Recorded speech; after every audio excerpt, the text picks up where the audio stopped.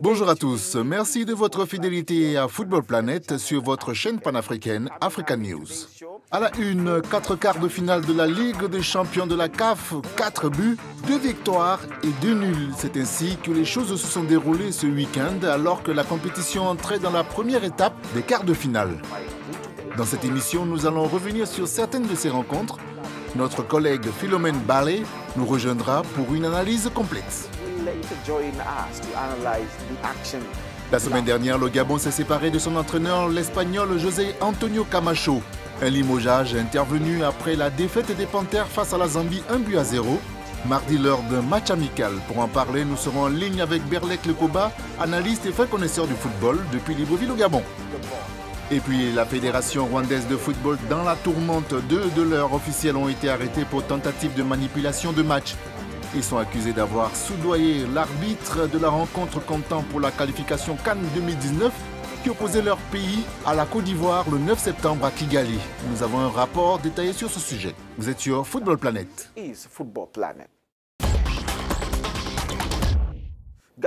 Le ministre gabonais des Sports, Alain-Claude Bilibidze, a annoncé la semaine dernière que le contrat de José Antonio Camacho comme entraîneur des Panthères n'allait pas être renouvelé fin novembre. Pour en parler, Berlek Lekoba, analyste et fin connaisseur du football, nous rejoint de Libreville au Gabon. Berlek, vous êtes certainement au courant de ce qui se passe dans le football gabonais. Pourquoi Camacho a-t-il été renvoyé?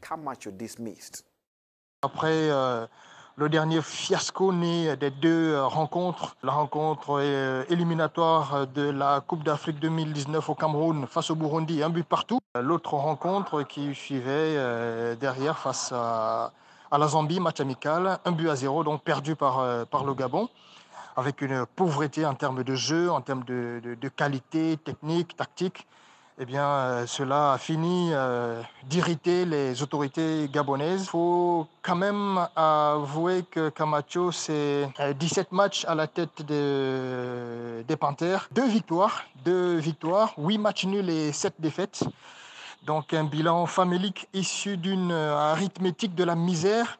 Autre chose qui a peut-être motivé cette décision des autorités gabonaises, c'était le caractère, on va dire, expatrié de ce sélectionneur espagnol qui vivait en Espagne et qui ne venait à Libreville que lors des rencontres de l'équipe nationale. Il n'y avait pas une présence continuelle au Gabon pour préparer un petit peu le terrain, pour maîtriser l'environnement, pour aller au contact de certains joueurs en ce qui concerne le championnat national.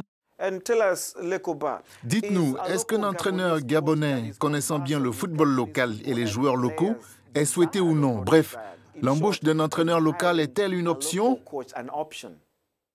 Je crois qu'il est temps de mettre à la tête de la sélection gabonaise un Gabonais qui connaît cet environnement. Par exemple, le Gabon a atteint les quarts de finale de la Coupe d'Afrique des Nations. C'était avec un Gabonais à la tête, Alain Dacosta Soares. En 2011, le Gabon a gagné la Coupe d'Afrique des moins de 23 ans au Maroc. C'était avec Claude Mbourounou, un Gabonais. Voilà des éléments qui pouvaient motiver les autorités sportives à recruter sur le plan local et à assurer, mettre en place des éléments d'accompagnement. Parce que là aussi, c'est un problème. En général, lorsqu'on recrute sur le plan local, on pense que sur le plan salarial, il ne faut pas être très haut. On estime que sur le plan des infrastructures, il ne faut pas être très haut. Pour exemple, et pour repartir un petit peu du côté du Sénégal, Aliou Cissé était l'entraîneur le moins bien payé de la Coupe du Monde. Avant de vous laisser partir, quel est donc le profil recherché? Je continue de croire qu'il y a lieu de regarder sur le plan local pour essayer de voir peut-être Claude Mbourounou, par exemple. Je ne suis pas partant pour des trios, parce que là aussi, je m'interroge. Pourquoi, quand il s'agit de faire venir un sélectionneur français, belge, allemand, il est seul à la tête, il vient avec son staff. Mais quand il s'agit de jouer les pompiers sur le plan local, on a tendance à penser qu'il faut rassembler 3 têtes, Claude Mbourounou, Claude Pascal Kossi, Niké Zondeno. Bon, on prend les 3, ils vont essayer de relancer la sélection. Je ne suis pas sûr que ce soit une bonne idée. Ou on prend Mbourounou et il est responsable de l'équipe, où on continue de faire dans l'expatriation, où on va chercher un entraîneur ailleurs qui n'a peut-être pas de talent, qui n'a pas de passé, qui n'a pas de qui n'a pas un background assez sérieux comme Camacho, parce que Camacho, avant qu'il ne vienne au Gabon, il avait été viré de la Chine ou du Japon, je ne sais plus. Merci Berlek. C'était Berlek Lekoba qui nous a parlé depuis Libreville, au Gabon.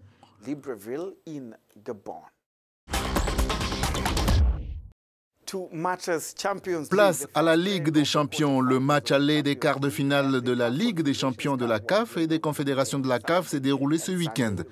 En Ligue des Champions, seuls 4 buts ont été marqués lors des 4 matchs disputés, mais malgré le manque de buts, l'action était intense. Aujourd'hui, nous avons un invité spécial pour nous donner une analyse rapide de ces actions. Bonjour Philemon. Bonjour Victor. Merci d'être ici avec nous. Parlons du derby tunisien du match entre l'Espérance et l'Étoile du Sahel. Pensez-vous que le favori pour gagner pourrait venir de ce groupe ? La meilleure façon de semer la panique dans le camp adverse, c'est d'ouvrir le score en premier lors d'une rencontre. Et c'est exactement ce que l'Espérance de Tunis a fait sur ce coup de pied arrêté. L'Étoile du Sahel a pris le temps de reprendre de la vitesse avec une série de tentatives qui a finalement porté du fruit lors d'une action similaire. Et l'égalisation est finalement arrivée au bout de 29 minutes. La première mi-temps s'est achevée sur ce score nul. En deuxième période, les deux gardiens ont été mis à rude épreuve sur plusieurs tentatives dans les deux camps, jusqu'à ce que le gardien de but de l'Étoile du Sahel cède à la pression en encaissant le second but suite à un autre coup franc qui a ainsi donné la victoire à l'Espérance de Tunis.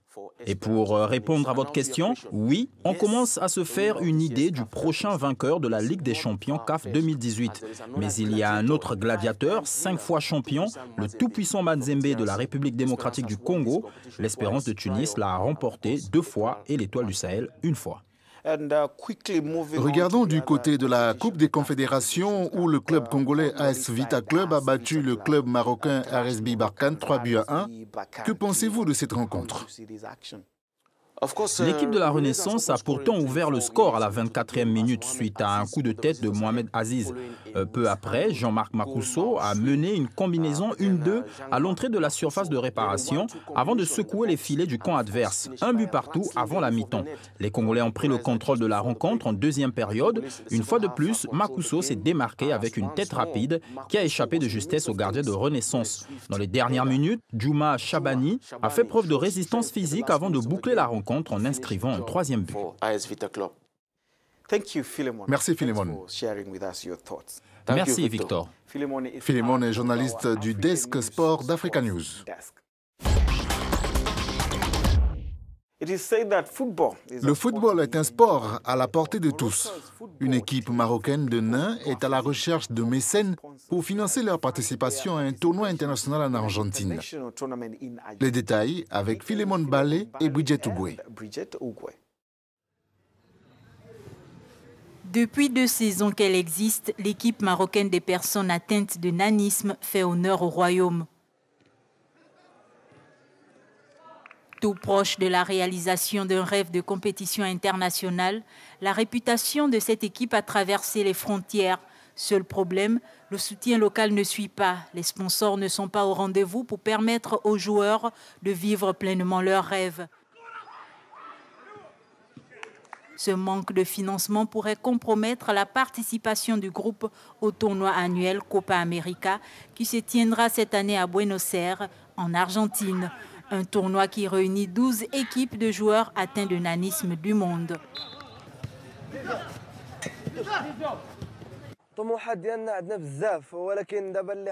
Nous avons beaucoup d'ambition, mais notre objectif principal est la Copa América en Argentine.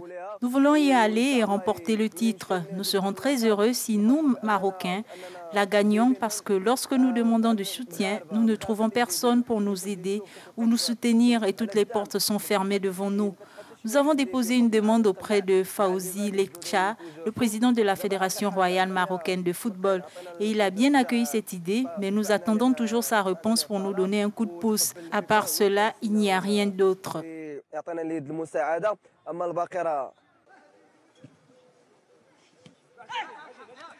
50 joueurs venus de tout le pays ont rejoint l'équipe depuis sa création en 2017. Les équipes joueront à 7 de chaque côté contre d'autres équipes d'Amérique du Sud.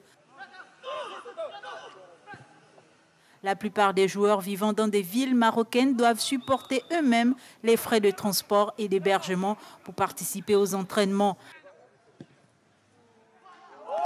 S'ils parviennent à financer leur voyage, les joueurs marocains seront 18 à se rendre en Argentine, un pays qui a appris avec Léo Messi que la taille importait peu en football. La Fédération rwandaise de football nie toute accusation selon laquelle elle aurait soudoyé l'arbitre du match Rwanda-Côte d'Ivoire, comptant pour la qualification de la CAN 2019 du 9 septembre dernier à Kigali. L'arbitre namibien Jackson Pavaza aurait communiqué à la CAF qu'un pot de vin lui avait été offert et aurait raconté cette histoire aux médias namibiens. On regarde le sujet. Deux officiels de la Fédération rwandaise de football sur le banc des accusés. Le secrétaire général de la FERWAFA, François-Régis Ouaïezou, et le responsable des compétitions, Eric Roamiriza, ont été arrêtés suite aux révélations d'un arbitre namibien, Jackson Pavaza. Ce dernier prétend avoir été incité à influencer le résultat d'un match de qualification à la Coupe d'Afrique entre le Rwanda et la Côte d'Ivoire au début du mois. La rencontre s'était soldée sur le score de 2-1 en faveur de la Côte d'Ivoire. Le bureau d'investigation du Rwanda examine les allégations, mais les deux hommes nient les actes répréhensibles qui leur sont reprochés. Pavaza a également affirmé que les deux hommes avaient tenté de corrompre ses assistants, David Chanika et Mateusz Kanyanga, pour manipuler le résultat du match. L'arbitre, qui a immédiatement signalé l'incident, a déclaré que l'argent se trouvait dans une enveloppe. La FERWAFA a rejeté les allégations de corruption, affirmant qu'il s'agissait d'une confusion sur le paiement des dépenses dues aux 4 fonctionnaires. Le tout premier championnat d'Afrique de football freestyle a pris fin à Lagos, la plus grande ville du Nigeria. Ben Abdul Nader Koné de Côte d'Ivoire remporte le tournoi. L'événement de 3 jours qui s'est déroulé à l'hôtel Federal Palace à Lagos a vu des freestylers de différentes parties du continent se disputer férocement le prix étoile.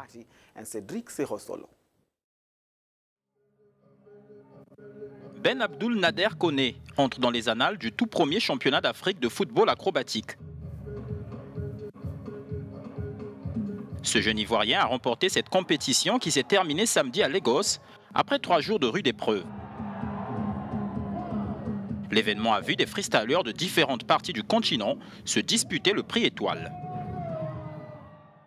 En tant qu'Africain, c'est important pour moi parce qu'il y aura beaucoup d'opportunités. Et moi, comme ça, je suis un exemple de plein d'enfants, de plein de jeunes en Afrique qui veulent faire comme moi. Et vraiment, c'est un plaisir. Tout ce qui peut rendre le bonheur sur le visage des gens, tout ce qui peut rendre les jeunes plus en forme et en meilleure santé, tout ce qui peut aussi mettre de l'argent sur la table pour les gens et obtenir l'indépendance, c'est s'éloigner de la pauvreté, tout ce qui peut apporter le bonheur au monde, je suis partant et c'est ce que cela signifie. Le championnat accueille également des professionnels internationaux du ski acrobatique, à l'instar de la détentrice du record du monde Guinness, Iya Traoré, et la légende du ski acrobatique féminin, Raquel Benedi du Brésil. La World Freestyle Football Association a été créée par des freestylers pour développer la culture des sports passionnants.